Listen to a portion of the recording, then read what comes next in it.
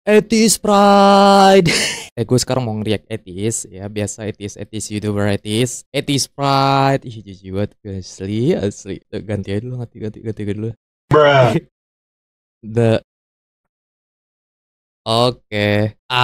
Gue mau ngedibang namanya Forbidden Questions. Dan kebanyakan orang di YouTube gue juga pada bilang dibang Forbidden Question bang. Benernya gue males nge-react dibang video-video panjang. Gue pernah nge-react juga video agnostic gitu waktu itu. Gue pengennya yang short video yang sorotan gitu. Cuman ya udahlah, kita nge-react aja gini. Karena muncul di beranda gue juga kayaknya interesting, yang menarik juga. Nih, ini dia ya, kita coba nge-react. Gue sebenarnya pengen nge-react kayak gini, cuman males banget gue 40. Tapi kan sampah, obrolan pasti sampah, gue juga tahu. Tapi gue pengen nge-react kayak gini nih. Bedah semua argumen bela Tuhan part 1. Oke nih, langsung aja kita mulai ya. Bedah semua argumen bela Tuhan part 1. Ini ateisme dakwah biasa begini. Bayangkan ada dua orang dengan sikap berbeda. Satu beriman pada Tuhan, satu lagi enggak. Nah, kalau misalnya ternyata Tuhan itu nggak ada, neraka itu nggak ada, ya udah gitu. Baik yang beriman ataupun yang nggak beriman gak rugi apa-apa gitu. Gak ada yang masuk neraka, gak ada yang masuk surga. Tapi kalau ternyata Tuhan ada, surga neraka ada, mampuslah itu yang nggak beriman bakal kekal di neraka, dan yang beriman beruntung masuk surga. Nah, argumen ini populer banget. Aku juga sering dikasih komentar kayak gitu sama netizen ya. Pokoknya sering disodorin netizen. Iya, ini pokoknya argumen ini gue juga pernah bahas nih waktu itu, apa sih, di TikTok gue waktu itu, judulnya Judi Akhirat, pokoknya tentang Pascal Schwager, philosophical argumentative dari Blaise Pascal. Jadi gue nerapinnya itu ke mayoritas keagamaan. Jadi waktu itu tuh gue ngambil logical inference, rational logical inference, mana yang paling selamat di antara mayoritas setiap keagamaan itu. Karena nggak mungkin agama yang paling benar itu hanya ada di minoritas populasi manusia. Itu impossible, suatu hal yang mustahil. Karena Tuhan lo itu sangat begitu rasis kalau memasukkan miliaran populasi umat manusia itu ke dalam nerakanya, ya kan. Jadi kebenaran Tuhan itu dari mana agama yang benar itu pasti nggak sulit ditemukan. Jadi lu bisa nerapin rational inference dari mayoritas keagamaan. Terus habis itu lo ambil logical conclusion dari setiap mayoritas keagamaan itu untuk mengambil suatu inferensi tadi. Dan Islam itu adalah satu-satunya agama yang paling aman di akhirat. Lu bisa tes sendiri bagi. Oke. Netizen ke aku ketika aku lagi bahas konten-konten yang topiknya agama atau ketuhanan. Nah, argumen spekulatif tadi terasa sangat masuk akal. Seolah menjadi beriman itu adalah hal yang rasional dan menguntungkan. Narasinya Gue paling gedek ya New Atheism begini tuh, gue kesel banget sumpah. Mereka tuh paling dibenci sama philosophers. Ribuan philosophers ya itu ngasih bentuk rasional argumentasi bahwa konsep itu rasional. Nih bocah baru kemarin begini bilang bahwa oh itu gak rasional. Kalau lu ditanya ya bagaimana alam semesta bisa menjadi ada, atau dari retorik Leibniz tuh kenapa ada sesuatu daripada tidak adanya sesuatu, dari situ lo reasoning, oke, bernalar. Habis itu lo tarik rational conclusion. Kalau lu jawabnya nggak tahu, kita nggak punya data empirism, lu aja norak rasionalism. Oh my god, what is the rational? Gue nggak yakin dia juga ngerti apa rasionalitas sih itu. Kebanyakan yang New Atheism bilang, wah kita nggak punya bukti data empirism, kita ignorance, kita nggak tahu. Lu bilang lu rasionalitas tapi lu minta data empirism. Ada juga tuh kan paradox Dawkins, gue nyebutnya paradoks ketidaktahuan, paradox Dawkins ya. Biasanya tuh Dawkins itu atheism baru semua begitu, sering bilang ya, misalkan bagaimana alam semesta itu bisa menjadi ada, atau siapa di balik penyebab alam semesta itu, dia pasti selalu bilang gitu, gak tahu. I don't know. Terus habis itu ngomel-ngomel, gue nggak tahu, lu juga nggak tahu. Kalau lo nggak tahu, kenapa lo bilang bahwa orang lain itu nggak tahu? Berarti lo itu tahu kalau orang lain itu nggak tahu. Demikian lo itu tahu. Aduh, capek gue. Terus dibilang tadi apa sih? Agama nggak menguntungkan kan? Beriman itu adalah hal yang rasional dan menguntungkan.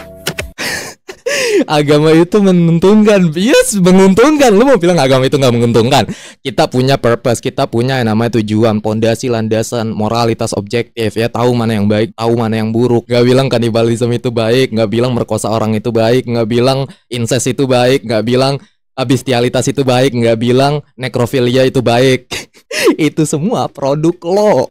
Astaga. Lagi juga ya banyak data akademisi, jurnal-jurnal itu semua pada setuju bahwa agama itu menguntungkan untuk faktor psychological manusia. Bahkan Hitchens ya, Christopher Hitchens, New Atheism Movement, dia itu ngaku ada efek baik dari setiap agama untuk faktor psikologis. Lihat studi-studi jurnal studi kognitif semua, orang-orang itu pada bunuh diri. Etis lebih banyak yang bunuh diri dibandingkan dengan orang yang beragama, karena mereka pada takut bunuh diri. Orang etis menantangin, aku mau bunuh diri aja, habis itu ada kehidupan setelah kematian.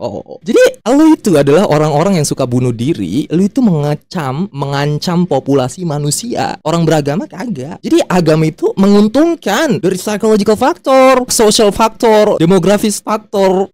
Baru mulai aja udah begini. Narasinya juga compelling, mudah dikomunikasikan, dan orang mudah paham maksudnya. Tapi sebenarnya ini argumen yang fallacious ya, alias cacat logika, alias sesat pikir, alias nggak logis. Nah, fallacy-nya di mana? Ada false dilemma di situ, ada false dilemma, ada black and white fallacy. Jadi argumen itu menggambarkan sumpah ya, semua itu retorik atheism YouTuber itu sama semua kayak gini. Ini kayaknya gue juga pernah denger nih konten begini juga dari salah satu atheism di barat, atau dia mungkin template. Ini klise banget. Jadi retorikannya itu sama kayak gini semua. It is a fallacy. Ini cacat logika, black and white fallacy. Ini false dichotomy. Give me your alternatives.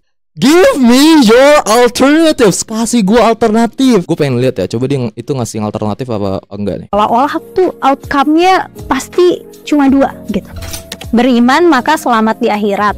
Kalaupun misalnya akhirat gak ada, ya tetap gak rugi apa-apa gitu. Sedangkan kalau misalnya yang gak beriman ini taunya akhirat itu ada, ya udah dia kan bakal kekal di neraka ya. Maksudnya ya udah abis lah dia mampus.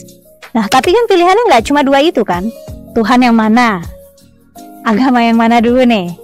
Terus oh jeez, not this again. Cek. Sorry. Mati sendiri tadi. Untung gue ngeliat. Gila udah ngomong panjang gue. Mati. Karena bunyi tertek. Sorry. Lanjut lagi nih. Tadi sampai mana ya? Ada teman baikku yang waktu itu kita ngobrol dan bilang, ya kalau kondisinya surga dan neraka itu ada, itu kondisi yang tetap merugikan baik bagi yang beriman maupun yang gak beriman. Dan ya iya sih, ya setuju ya gak sih? Argumen ini biasanya disebut Pascal Schweitzer. Jadi Pascal ini adalah filsuf dan teolog gitu. Dan argumen ini bisa dipakai lintas iman dan bisa dipatahkan lintas iman juga sebenarnya. Dalam perjalanan manusia berbudaya dan beragama ya kita udah. Ya udah pokoknya tadi Pascal Schweitzer itu ya lu harus kasih alternatif. Aduh jadi udah ngobrol panjang-panjang tadi. Sorry. Video-video panjang begini pasti ada baik pasti masalahnya error. Ya udah pokoknya lu harus kasih alternatif, bukan cuman agama yang mana, Tuhan yang mana, ateisme yang mana. Lu kasih alternatif dong. Gimana sih? Di mana alternatifnya di sana? Lu yang ngasih, lu yang itu bilang dilema, tapi lu nggak ngasih alternatif. Gimana ceritanya? Agama yang mana, Tuhan yang mana, alternatifnya mana? Lu kasih alternatif untuk kali ini. Ya Hanes, ini bikin gua kesel banget aja. Baru segini lagi 17 menit ini udah capek gue. Awasnya mudah-mudahan aja nggak ini lagi. Gue sambil ngeliat juga nih, ntar mati lagi. Develop beragam argumen untuk membuktikan Tuhan itu ada atau membuktikan Tuhan itu nggak ada. Perlu aku tekankan dulu, keberadaan Tuhan maupun ketiadaan Tuhan itu nggak bisa dibuktikan, sekaligus nggak bisa dibuktikan salah gitu, atau nggak bisa difalsifikasi.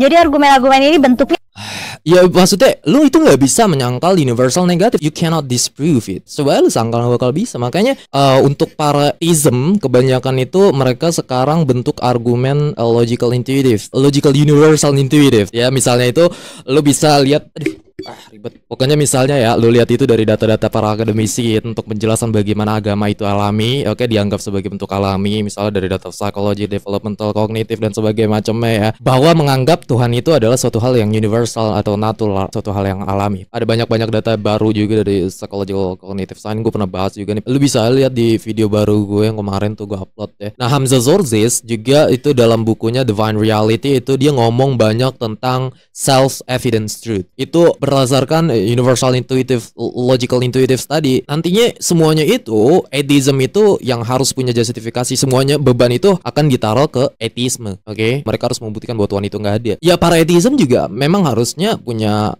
justifikasi, karena keduanya itu dalam filsafat itu mereka masing-masing punya metaphysical klaim metafisik dua-duanya. Kalau ada negasi pasti ada affirmasi. Contohnya itu kayak filsuf ateis terkenal namanya Graham Oppy. Dia itu konsisten secara definisi itu ya orang ateis itu yang percaya bahwa Tuhan itu nggak ada. Jadi dari situ dia ada bentuk afirmasi di sana. Lo harus membuktikan bahwa Tuhan itu nggak ada. Lo harus menyangkal namanya universal negatif. Makanya kalau kata Carl Sagan itu ateis itu sangat bodoh kalau lo bilang Tuhan itu nggak ada, karena lo itu nggak bisa membantah yang namanya universal universal negative. Itu paling susah untuk dibantah ya mungkin. Tapi lu bisa ngebantah ya kalau lu punya philosophical training ya mungkin lu bisa membantah, tapi yang lu bisa hanya sebatas membantah. Dari situ lu nggak akan bisa membuktikan. Oke? Itu yang akan selalu menjadi masalah atheism sampai sekarang. Mereka itu selalu mencoba untuk membantah tapi nggak bisa mencoba untuk membuktikan. Itu masalahnya. Lagi lu kalau bicara tentang begini juga maksudnya kan gini. Kalau lu bicara tentang bagaimana cara klasik Tuhan itu nggak bisa dibantah, lu coba lu lihat inside of DNA ya, ada contains information. Contohnya Stephen Meyer itu dalam Return to the Godhead Hypothesis dan Signature in Cell, dia ngomongin banyak sel teleologis ya, design dan sebagainya. Itu kalau dilihat dari komputer itu menunjukkan suatu signature atau tanda suatu designer. Bahkan Richard Dawkins sendiri dia mengakui dia sendiri percaya ada designer. Kalau lu study biokimia molekuler sel itu ada hal yang menunjukkan signature, ada tanda designer di sana. Richard Dawkins sendiri ngomong hal itu. Cuman masalahnya adalah desainernya itu dipermasalahkan. Oke, mereka mengalihkannya ke alien. Kalau lu study filsafat ada regresi infinitum karena secara konseptual alien itu contingent atau bergantungan. Jadi dari situ tuh ada hal pertanyaan yang siapa yang menciptakan alien dan segala macamnya itu akan terus-terusan bertanya infinitum. Nah, sedangkan Tuhan itu adalah konsep yang niscaya, makanya ada juga argumen necessary existence atau keberadaan niscaya. Itu klasiknya itu disebutnya emanasi atau dari Ibn Sina. Aduh capek banget gue gini. Emanasi itu dari Ibn Sina ya. Itu lebih dulu dari Thomas Aquinas ya tentang necessary existence. Dia ada Aquinas itu dari 5 ways. Nah gue lupa yang keberapa ya, ketiga mungkin argumen necessary. Terus sekarang mungkin modernnya untuk contingency niscaya itu first ya dari necessary existence. Ada banyak banget list untuk necessary existence. Itu gue punya banyak list argumen untuk necessary existence dan untuk defense-nya, untuk bertahanin argumennya juga gue banyak ya. Mungkin nanti aja deh kapan-kapan deh lu meyakini bahwa Tuhan itu nggak bisa dibuktikan atau kagak. Maksudnya apa gitu, karena ada IBA juga, inference based explanation, dalam masalah ini. Kalau lu mengandalkan metode naturalis ya lu nggak akan bisa mencapai konklusi di sana. Cuman kalau lu cari alternatif lain, IBA dari data yang lo punya sekarang ya bisa lu menarik konklusi bahwa memang ada suatu posibilitas dari situ. Dan argumentasi itu banyak men. Ya gue pengen lihat ya dia mau bahas argumen ada berapa aja. Ya bukan bukti ya cuma argumen aja. Namanya argumen ya ada yang kuat dan ada yang lemah. Jadi aku mau menjembrengkan nih semua argumen-argumen teistik dan ateistik yang mencoba membuktikan Tuhan itu ada atau Tuhan itu. Ngomong sekali lagi lo mau menjembrengkan semua argumen teistik. Lo gak akan bisa karena ada banyak, gue aja sendiri gak hafal ya argumen-argumen polytheism. Akarnya cuma rootnya emang sama. Misalnya kosmologis atau teleologis, desain dan sebagainya macam. Cuman premisnya beda itu, yang kesimpulannya juga beda. Gak akan bisa gimana sih lo. Ada banyak argumen mathematical, ada logical, intuitive study, universal logical intuitive, ya moralitas, fine tuning, desain. Masalah desain itu paling banyak. Kosmologis juga banyak, modelnya itu banyak, argumen-argumen teism itu, kalam, contingency. Gue nggak hafal semuanya. Mungkin kalau lu jago ya kan, lu mau bahas semua argumen paratheism nih, gue pengen lihat gitu 17 menit, ya kan, keren banget lah. Itu gak ada, tapi lagi-lagi ini bentuknya bukan bukti konkret ya, cuma akrobat filsafat aja. Dan disclaimer lagi, sangat mungkin banyak subjektivitas dari aku juga gitu. Nanti koreksi aja atau tambahin kolom komentar ya kalau ada yang nggak setuju atau mau nambahin. Lengkap ya, tonton di YouTube for Communications ya. Iklan lagi.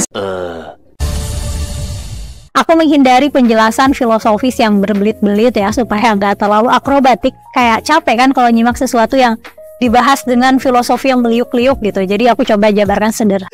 Akrobatik, what are you talking about? Gak mau bahas filosofi, padahal lu dari intro awal aja udah masukin logika filsafat di sana. Ini argumen yang fallacious ya, alias cacat logika, alias sesat pikir, alias nggak logis. Ini logika filsafat di sana. Kalau aku mau bagi-bagi jenis argumennya nih, pertama aku mau bahas argumen kosmologis ya. Sederhananya kosmologi itu tentang awal semesta gitu, tentang awal semesta ini ada gitu. Nah ini juga jenis argumen yang sering disodorin di komen buat aku nih. Argumennya gini, umumnya gini ya. Jadi segala sesuatu itu harus ada awalnya gitu, atau harus ada penyebabnya, atau ada yang menciptakan gitu. Alam semesta juga punya titik awal gitu, nggak bisa tiba-tiba ada, pasti ada yang menciptakan. Makanya pastilah alam semesta ini diciptakan Tuhan. Nah, kalau premis satunya itu bunyinya segala sesuatu itu ada penciptanya, lah terus Tuhan yang ciptain siapa dong? ya Tuhan gak ada yang menciptakan dong, udah ada dari Dia ngomongin universal causation ya. Kalau Plato itu klasiknya dia bilang segala sesuatu yang ada itu pasti ada sebab, dari situ terjadinya hal itu menjadi ada itu karena ada sebab ya. Dan itu penjelasan itu dicerna dalam dunia eksternal, materialis, dari hasil kausalitas tadi, cause and effect. Masalahnya kita nggak bicara masalah materialis karena gue juga nggak tahu ngapain dia pakai argumen klasik begini sih. Seromen karena theism sekarang itu nggak pakai rumus kayak gitu. Modern argumen sekarang itu ya cosmological argument yang populerasikan dari William Craig. Premisisnya tuh bukan begitu. Argumen kalam itu kalau lihat dari bukunya tuh nggak begitu, nggak ada yang begitu. Apaan itu? Kagak ada yang gitu. Semua retorika para atheism itu begini ya. Gue nggak tahu dia dapat dari mana nih. Kalau Craig di sini mau gamparin lo sama Craig lo. Pokoknya ya kalam cosmological argument itu aslinya dari filsuf teolog Muslim dari Al-Ghazali. Craig sendiri mengakui dari bukunya sendiri dia ngomong ya, yaitu dari Al-Kindi, Al-Ghazali itu banyak bahasa itu mungkin ditambahin, premisnya ditambahin atau mungkin direstorasi lagi atau gue nggak tahu, pokoknya dibahas dari bukunya itu dari Al-Ghazali dalam salah satu kitabnya itu sama persis kayak Craig. Jadi rumusan Craig modern kalam cosmological argument itu nggak begitu, bukan segala sesuatu yang ada itu ada penyebabnya, demikian Tuhan itu ada penyebabnya karena Tuhan itu ada, bukan begitu. Dia itu whatever begins to exist as a cause, segala sesuatu yang mulai menjadi ada penyebabnya yang menyebabkan hal itu ada, yang mulai, oke? yang mulai nih, ingat nih otaknya, yang mulai. Tuhan itu ya nggak mulai menjadi ada karena Tuhan itu selalu ada. Secara konseptual, definitional itu ya nggak falasi karena emang begitu secara konseptual. Lu yang falasi, yang strawman dalam hal ini kalau lu berasumsi bahwa Tuhan itu punya sebab, definitional fallacy. Karena kalau Tuhan itu punya sebab, itu bukan Tuhan, simple. Jadi ini klasik banget argumentasinya. Jadi kalau lu siapa yang menciptakan Tuhan, ya udah gini nih. Kalau lu nanya ke orang, ya ada berapa kaki saat bumi itu berotasi? 1 apa 2? Kalau lu jawab bumi berotasi itu nggak punya kaki, itu bukan pertanyaan gua. Jawab 1 apa 2? Bumi itu nggak berotasi, nggak punya kaki. Itu bukan pertanyaan gua. Jawab 1 apa 2? Tuh lu maksain definitional. Di sini lu maksain konseptual terhadap Tuhan. Padahal theism, kalau Tuhan itu punya awal, dia bukan Tuhan, simple man. Dan juga dia kan itu ngomongin dari modern kalam cosmological argument di second premise, di premise kedua itu the universe began to exist. Oke, the universe, alam semesta itu mulai menjadi ada. Nah ini didukung oleh data empiricism, data sains yang lo punya sekarang. Dia ngomonginnya itu dalam bukunya itu ya alam semesta itu mulai menjadi ada dalam pandangan sains, matematik, logika, filsafat. Alam semesta itu punya awal. Dia ngomongin di bukunya tuh masalah dari premis kedua ini ya, dijelasin sama dia itu. Jadi pokoknya data dari dua itu didukung oleh sains. Dan lu ambil dari situ, ambil IBA, inverse based explanation untuk hal ini. Kalau lu mau menolak sains ya udah lu tolak situ, simple. Lagi juga ya, lu kan gini, kalau masalah tentang bagaimana alam semesta itu berasal dari ada atau dari ketiadaan, lu kagak kasih alternatif. Gue gedeknya begitu. We don't know, lu kasih alternatif. Kalau lu menyangkal sesuatu, lu harus kasih alternatif. Argumentasi sama semua, retorikanya sama. Lu harusnya kasih alternatif, bukan cuman menyangkal tapi nggak kasih alternatif. Makanya selalu gue bilang mereka itu bisa menyangkal tapi nggak bisa membuktikan. Para filosof itu konsensus, niscaya bahwa ex nihilo nihil fit, alam semesta itu nggak mungkin berasal dari ketiadaan karena ketiadaan itu berasal dari ketiadaan. Ini konsensus dalam logical matematik, logical filsafat. Ketiadaan itu berasal dari ketiadaan. Kalau lu masuk menyimpulkan bahwa alam semesta itu berasal dari ketiadaan, lu punya problem logical di sini. Karena 0 tambah 0 tambah 0 sama dengan 0. Kalau lu bilang 0 tambah 0 tambah 0 sama dengan 1, berarti lu TK nggak lulus, simple aja begitu. Ya bahkan Loren Krauss sendiri dalam bukunya Universe Came From Nothing itu dia bilang nothing yang dimaksud dengan ketiadaan itu something. Beda dalam pandangan fisika dan pandangan filsafat itu beda sekali. Kalau masuk mengasumsikan bahwa ketiadaan itu adalah suatu hal yang ada, padahal ketiadaan itu absence, ketiadaan segala sesuatu, ketiadaan ruang, fluktuasi kuantum, vakum, ruang kosong, ketiadaan fluktuasi energi. Nah energi itu kan bergantung pada ruang karena ya dari isolasi sistem ya. Ya mungkin lu yang harus pikirin di sini. Kalau lu bilang nggak ada argumentasi yang bagus, bla bla bla bla bla, lu kasih alternatif, bukan cuma ngomong doang. Itu paling gua enek kalau lu ngomong-ngomong doang ya. Jadi lu harus pikirin tuh dari mana alam semesta itu berasal, bagaimana alam semesta bisa ada, karena pasti ada kausalitas ya yang menyebabkan di dunia natural ini terjadi, dan penjelasannya itu pasti supranatural. Karena semua hal-hal yang di natural, penjelasan natural itu pasti contingent dalam aspek realitas metafisik. Tapi kalau lu mau skeptis kayak David Hume ya tentang masalah cause and effect ya, itu masalah lu. Lu harus delete YouTube karena lu dari situ juga berdasarkan kausasi. Lu bisa bikin video di sana ya karena ada reaksi dan sebab. Kalau lu skeptikal ya berarti dalam hal itu ya lu pertanyakan eksistensi YouTube lu. Kalau lu nggak skeptis ya lu pertanyakan eksistensi lo sendiri gitu. Next. Sananya Tuhan kan nggak punya permulaan. Nah kalau kayak gitu kan jadinya kontradiktif sama premis pertama kan.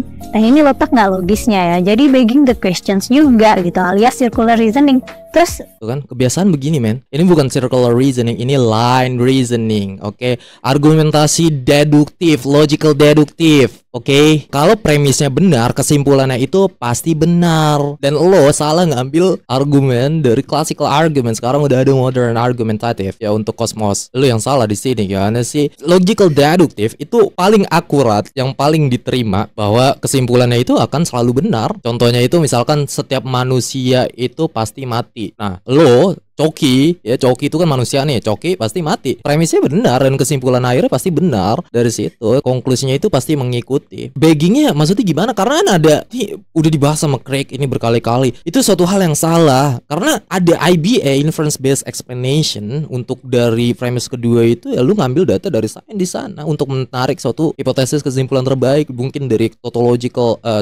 dari teleologis, dari desain, dari fine tuning segala macam itu mereka ambil data dengan kesimpulan yang berbeda dari IBA tadi. Lu harus lihat dari sisi itu, bukan cuman kalau lu balik lagi, kalau lu begging the question, lu gunain materialistic methodologies tadi ya dari para saintis sekularis yang mereka menolak hal-hal supernatural, ya lu bisa mengatakan hal itu, tapi it doesn't make it true karena ada IBA tadi. Dan meskipun lu mengambil data suatu materialis ya, meskipun data itu kurang yang nggak bisa diuji sama sekali, dan lo punya suatu hal yang data yang bisa diuji, yang fit masuk dengan data yang lo punya, yang lebih concrete rational conclusion ya, dari sana bahwa ada penjelasan hal-hal supernatural atau misteri alam semesta di sana.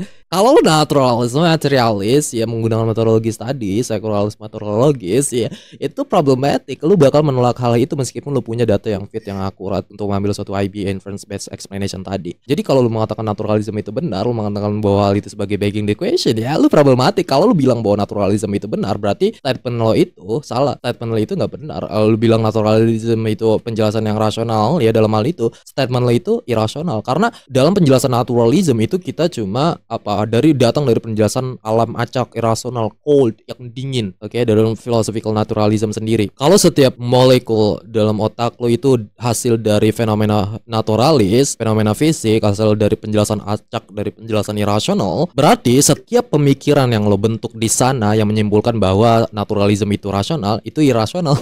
Karena hasil tadi, mekanisme yang tadi, kalau lu bilang naturalisme itu rasional, itu cuma jadi defeating statement. Kalau kata C.S. Lewis itu memotong tenggorokan lo sendiri ya.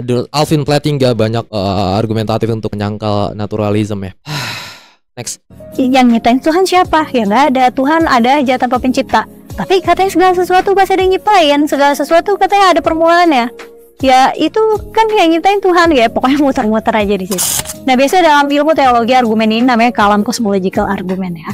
Baik dalam. Iya itu bukan lu bawa nggak kalam cosmological argument dari Craig tuh nggak begitu. Dari mana ngomong begitu lu? Kagak ada Craig ngomong begitu lu dalam buku-bukunya lu. Enak aja lu. Agama Kristen dan Islam argumen ini sering dipakai. Selain argumen kosmologi, ada juga argumen kontingensi. Aku ngerasa ini nggak terlalu populer sih ya. Secara bahasa kontingensi itu artinya mungkin kayak ketergantungan gitu. Tapi inti argumennya tuh gini. Setiap segala sesuatu itu punya penjelasan kenapa bisa ada. Baik penjelasan yang inheren maupun eksternal. Jadi sebenarnya tuh ini argumennya kayak pengandaian. Jadi kontingensi mengacu pada sesuatu yang nggak harus ada, yang keberadaannya nggak mutlak dan nggak esensial, makanya butuh alasan eksternal gitu. Nah jadi alam semesta ini nggak harus ada gitu. Nggak apa-apa kalau nggak ada. Tapi kan alam semesta ini ada. Kenapa ada? Ya karena Tuhan penyebabnya gitu. Nah aku rasa argumen kontingensi ini gak populer karena gak mudah untuk dikomunikasikan. Mungkin teman-teman yang lagi dengerin aku juga mikirnya ngomong apa sih lu bang, gak jelas gitu. Jadi ya udah gak usah diperpanjang. Astaga, gue kira mau bahas penyangkalannya kayak fallacy of computation design atau masalah objeksi lain lah pokoknya. Ya udah pokoknya contingent. Sumpah ini gue heran, ini sama semua. Gue nggak tahu dia mungkin template nih ya sama orang ateis YouTuber di barat, sama bahasannya sama, kontennya sama semua. Heran gue. Lu bahas dulu masalah contingency itu gimana, masalah proyeksi lo, objeksi lo di mana dalam hal itu. Karena penjelasan himpunan ya, lu ngomongin tadi himpunan, contingency dari ketergantungan himpunannya, dari segala sesuatu yang mungkin ada jadi penjelasan bergantungan itu. Nah dari situ lu membutuhkan suatu entitas nih saya yang ada untuk menghindari suatu kebergantungan itu. Tapi ya enaknya biasanya nggak dibuat premis logistik ya, mungkin itu biasanya enaknya buat diskusi aja. Tapi ya lu gak kasih proyeksi apapun pokoknya lu retorika sama. Gue sumpah ya kalau ini sama nih, abis ini kalau sama lagi gue mau nonton juga males. Sama semua, gue udah pernah bahas berkali-kali men. Masalah-masalah begini tuh udah bahas di 103% podcast tuh, banyak masalah argumentasi dari kosmologis, fine tuning, desain teleologis, moral, banyak ngomong hal-hal ini. Mereka argumentasi sama semua, retorika sama semua. Gue percaya nih bocah template nih sama salah satu YouTuber gue pernah ngeliat namanya Rationality Rules. Lu lihat di sana. Sama dah. Dia pendakwah atheism. Ya ngomongin isinya ngomongin agama doang ya. Kerjaan mereka tuh ya dakwah ke orang yang beragama, begitu. Agama itu nggak rasional, agama itu jahat, bla bla bla bla. Mereka itu nggak percaya Tuhan tapi ngomongin agama. Mereka nggak percaya agama tapi ngomongin Tuhan. Konyol banget, gue bilang astaga. Mereka itu kayak pelawak yang udah pensiun, ya udah nggak lucu lagi tapi coba ngelucu. Tapi ini skripsi, gue tahu nih skrip gue. Kalau abis ini gue lihat sama lagi, gue nggak mau, males gue nonton. Gue udah pernah bahas kali-kali, habisin waktu gue doang. Dikit lagi azan lagi. Nah pokoknya gue lihat nih sekali lagi nih. Udah, ini apaan lagi nih? Gue lihat dulu ya apaan aja nih. Ini argumen teleologis, fine tuning, ontologis, oke. Paling moral.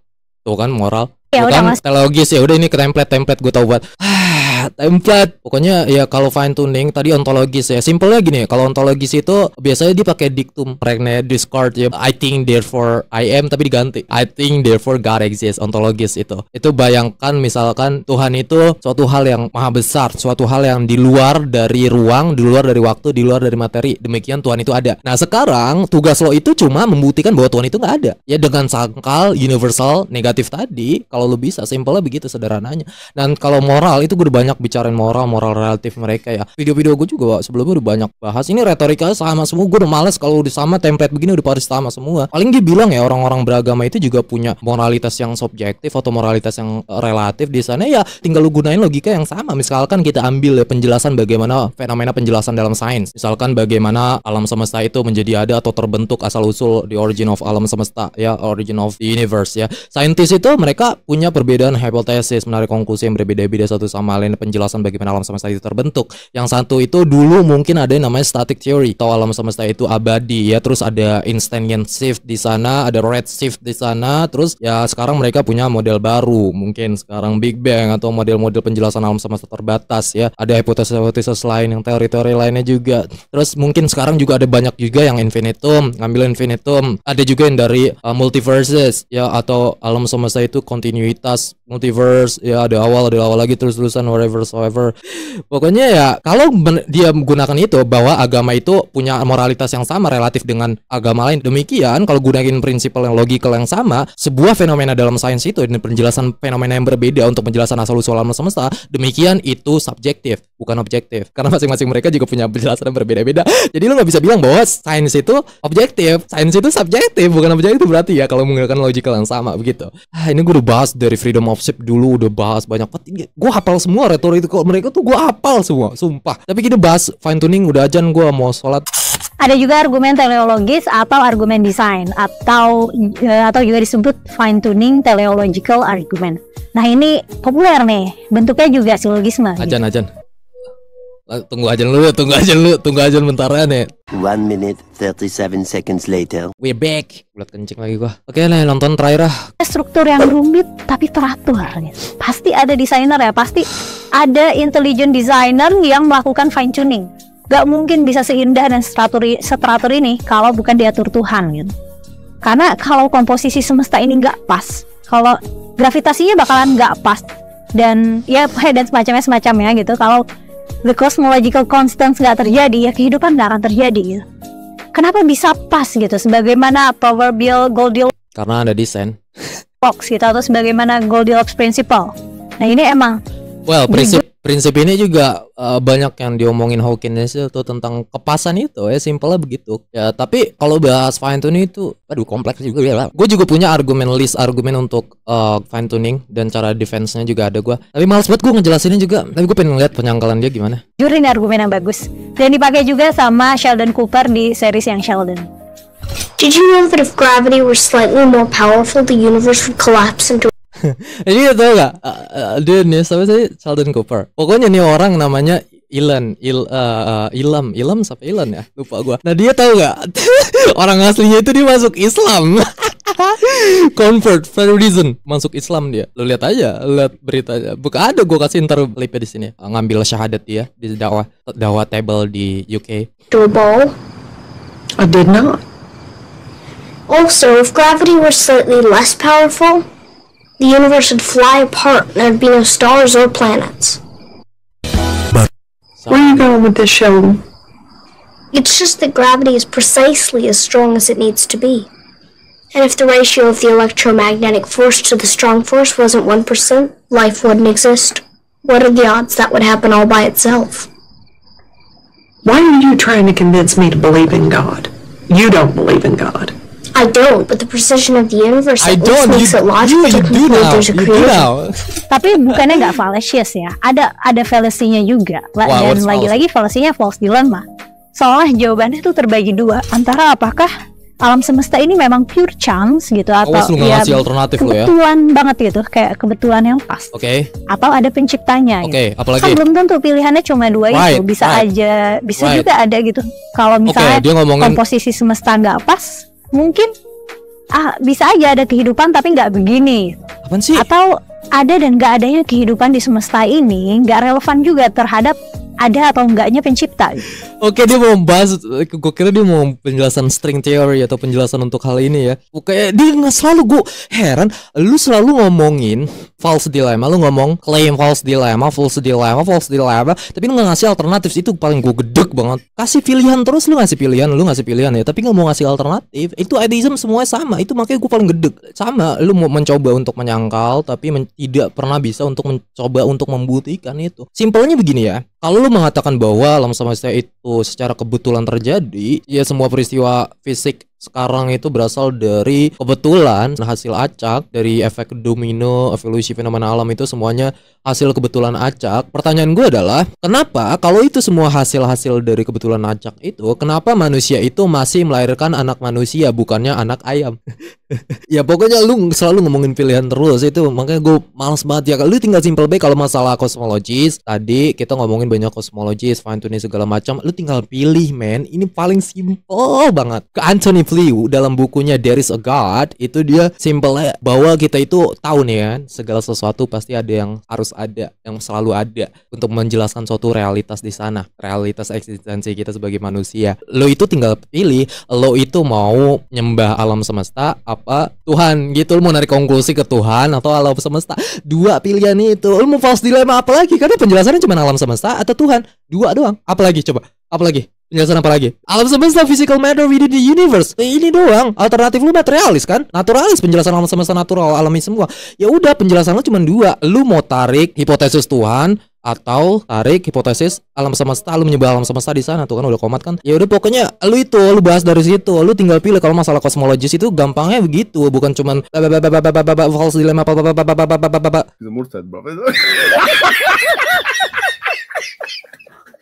lagi juga ya, lu kalau masalah gini juga balik lagi juga ada banyak IBA tadi, inference Roger Penrose ya, salah seorang fisikawan dari Oxford sendiri. Dia seorang atheist, oke? Dia sendiri seorang atheist dan dia, lu jangan bilang ini a false fallacy of authority ya. Masalahnya dia itu 1000% lebih pinter dari lo. 1000 plus lebih pinter dari lo. Dia itu menekankan suatu fine tuning ini. Oke, dia itu bilang opsinya itu sebagai fine tuning karena alam semesta itu terjadi secara kebetulan itu suatu hal yang impossible, suatu hal yang mustahil. Dia itu nyebutnya misteri matematik atau misteri alam itu. Pokoknya dia narik hipotesis supernatural sebenarnya dalam hal itu. Dia berdebat dengan Craig yang ngomongin produk mind ini. Dia ngomongin penjelasan itu ada penjelasan pikiran mind, produk mind. Jadi dia itu nggak menyangkal Tuhan juga, Roger Penrose sendiri. Terus juga ada Paul Davies. Oke, dia juga gue pernah bahas ini banyak banget, man. Fine tuning tuh gue udah bahas banyak dulu di 103% podcast. Paul Davies seorang fisikawan juga. Alasan dia akan selalu menjadi agnostik, dia nggak jadi ateis karena alasan ini, fine tuning ini.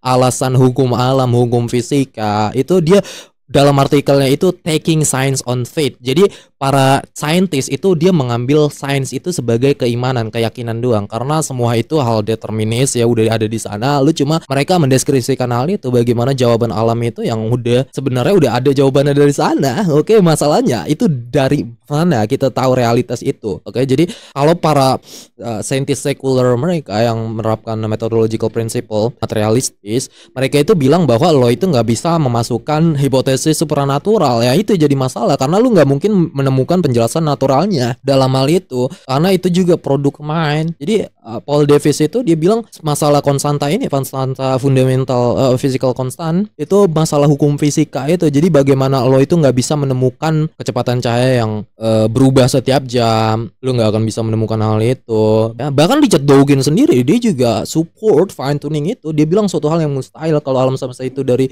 hasil kebetulan. Dia ngomong juga dia percaya desainer, cuman mengalihkannya yang tadi, menyalihkannya ke alien atau apapun lah, makhluk extraterrestrial life within the universe ya. Jadi dia skeptis juga dalam masalah hal ini. Oke. Jadi para saintis itu mereka mungkin jawaban untuk mencari hal ini opsinya itu ada string mungkin atau dari mekanika kuantum ya, teori-teori lain itu untuk menjelaskan hal-hal ini. Cuman hal itu juga sulit diprediksi. Craig juga udah ngomong bahas masalah ini udah banyak. Itu sulit diprediksi karena masih ada juga yang alam semesta kita itu masih diatur oleh hukum fisika, hukum alam itu. Jadi itu nggak menjelaskan namanya physical necessity di sana. Untuk penjelasan dari teori fisika itu suatu hal yang nggak bisa diprediksi dalam teori fisika itu. Makanya kalau Stephen Meyer simple return to the God hypothesis, dia ngomongin banyak fine tuning juga dalam hal ini ya. Istrinya itu seorang agnostik, terus pas dia baca karyanya Stephen Meyer dia langsung percaya Tuhan.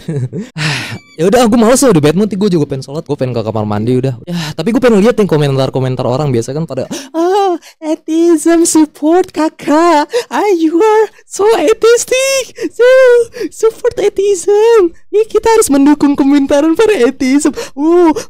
Mempintarkan seluruh Indonesia supaya kita gak percaya Tuhan seluruh Indonesia. Paling begitu isi-isinya. Coba kita lihat ya. Kan bener. Semoga makin banyak perempuan India seperti ini.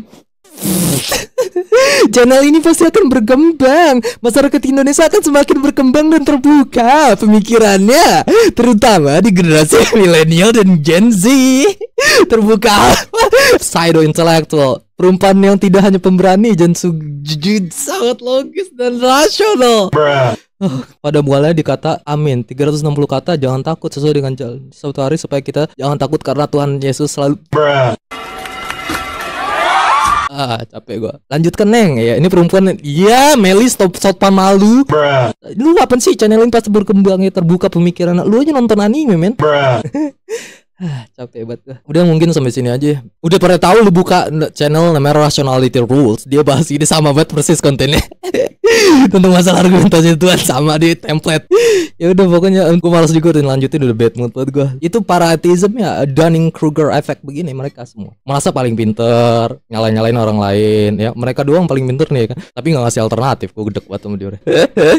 Ya udah besok gue mungkin di Bang Kristen ya, atau ajaran-ajaran agama lain mungkin apapun itu, atau gue bahas tentang bagaimana orang-orang menyerang attacking agama Islam, masalah-masalah yang komplain, orang-orang pada komplain tentang agama Islam ya, tentang argumen-argumen mereka untuk menentang agama Islam. Nanti kita bahas semuanya ya, kita bahas satu persatu. Oke. Lu kalau mau gue ngeriak buat Libang lagi, episode Libang Syari lagi, lu bisa kirim klip sorotan aja ya, tapi jangan yang panjang-panjang ya, itu gue juga males nontonnya. Lu bisa kirimnya yang jangan kayak gini, pokoknya lu kasih gue yang short aja, video short, lu seru kirim aja di Discord gue ya. Udah gitu aja ya, itu nontonnya males gue udah punya banyak men, musuh-musuh ateis tuh banyak, makanya sekarang gue pengen nyari musuh Kristen. Gue pengen banget punya banyak musuh men. Kalau orang ateis itu mereka lebih kalem ya dibanding agama-agama lain, karena mereka meskipun mereka bacot Dunning-Kruger, tapi mereka itu nggak di IG gue terus ngancem-ngancem gue. Kalau agama-agama lain puset di IG gue 2 orang gue blok di IG gue. Orang Kristen ngancem gue gitu. Ngediemin gue mulu, nge-spam itu gue benci banget makanya. Lu jangan asal interpretasi dong, bla bla bla bla bla. Gue baca dari Bible dibilang interpretasi. Lu penghinaan lu. Gue baca Bible dibilang penghinaan, men. Capek gue. Gue besok bahas masalah theologies comparative religion mungkin. Gue bahas juga gue dibang orang-orang yang Islamofobia dari situ ya mungkin. Mungkin itu aja ya. Jangan lupa lo semua komen, like dan subscribe.